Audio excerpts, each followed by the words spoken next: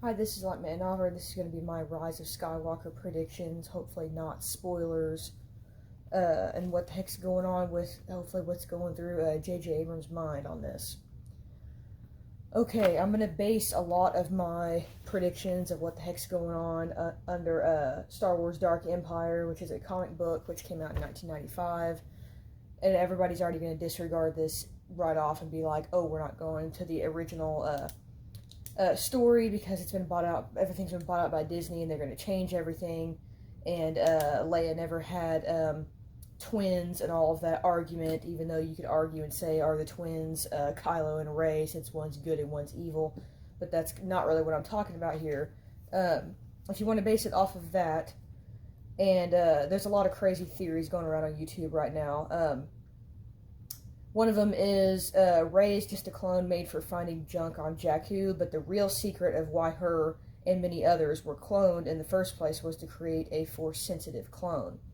So kind of like in Alien 3 with all of the Ripleys, they wanted to create a supreme being, I guess, to so she could give birth to the alien queens. Basically what that was. But there was like the room with all the failed experimental Ripley's. So maybe they're going to find a bunch of failed experimental Reys, or whenever she fell in the hole in and she saw and she fell in the water, and it's like, is this a vision? We don't know. Your parents are nothing. We don't know. But it showed all different Reys. Maybe that was a metaphor for all of the clones that they have tried to make. So maybe that's kind of an idea for that one.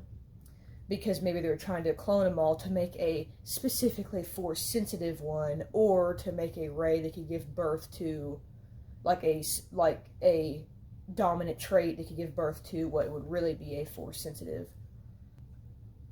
Another theory is Darkside Rey, in the trailer, when everybody's like, is it Darkside Rey, is it a vision, or exactly what is it?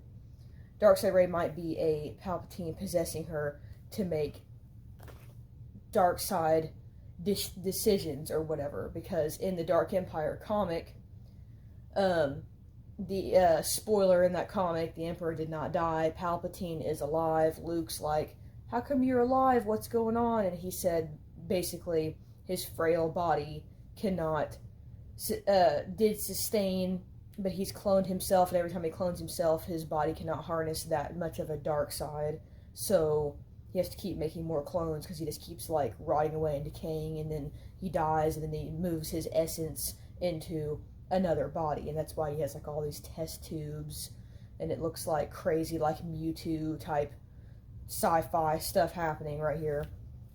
And so he could just move to one of those, or he could move into what he thought would be Luke, but that doesn't end up happening. Luke just kind of tricks him. So another theory is Rey is a Solo, just like Jason and Jayana from the Dark Horse comics. So that's also 90s. That's also a thing Disney might trash, but I still think it would be cool, but not necessarily true if Rey was the Jayana Solo and Ben was the Jason Solo. Which I haven't even read those comics, because I can't find them anywhere. It's impossible to find this stuff except for like eBay or whatever. But pretty sure Jason was the one that turned to the dark side. That was the boy twin, and then Jayana is the girl twin that ended up being the light side. So you can kind of still go back to that. I may or may not have mentioned that on my predictions for Last Jedi, like forever ago.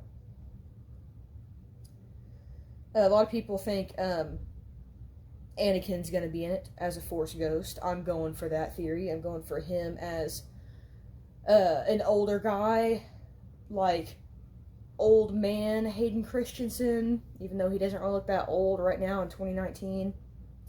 But I think Anakin's going to come back as a Force ghost to talk to Ben, aka Kylo Ren, or he's going to come back as a Force ghost to talk to Rey, and he's either going to tell Rey what she really needs to do to confront and defeat the new Empire, or he's going to go to Ben, and then he's going to tell him what Ben does not want to hear, and then he's going to he's going to end up being conflicted again, and then he's going to be what Snoke said about how he's unbalanced and everything else. So that might happen. We don't know what this supposed Hayden Christensen, Anakin Skywalker ghost is going to say or do, or he might present himself to both. He might present himself in the black suit as Vader to Kylo to show him the real truth, but he might show himself as the elderly but still wise Hayden Christensen ghost to Rey, or something of the sort. Or he's going to come to one or the other. Let's say he comes to Rey, and then Kylo gets jealous because that's who he idolizes, and obviously you want to meet your idol in ghost form. Emperor clones. Here's what's going on with them. Luke gets all pissed off, and he's like, I'm going to smash every last one because I don't want your essence going into one of these clones. And the Emperor gets all creepy and everything, and he's talking to Leia here, and he's saying that he can go anywhere and transfer his essence into anything, and he could also transfer into the baby that is in her womb. In this comic, she does not know she's carrying twins, which are Jason and Jayana, which I assume when I'm trying to read about it and everything, because I can't find all the comics.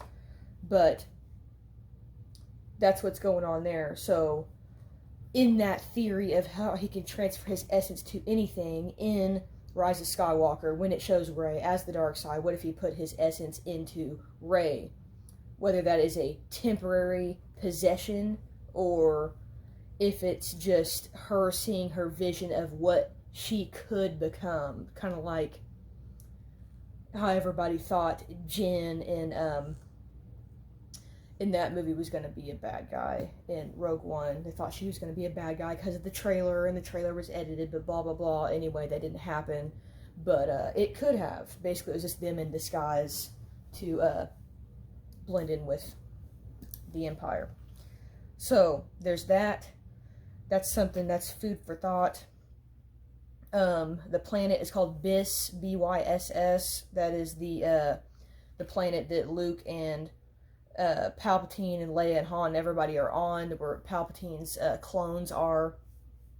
So maybe Byss is something that's in the Outer Rim, or the unknown regions. I guess it's unknown regions, that whole like west quadrant of the universe. In the Dark Empire comic, there is a woman named Sala Zind.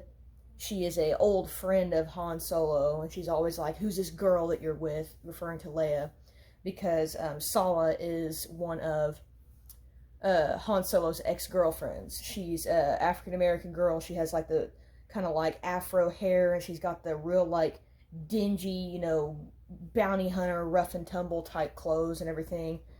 But I thought maybe because of the Solo movie, I thought maybe that's who that girl was supposed to be, but I'm not sure. Since she was the ex-girlfriend, maybe they just changed her race and made her have a different role. But this is Sala right here.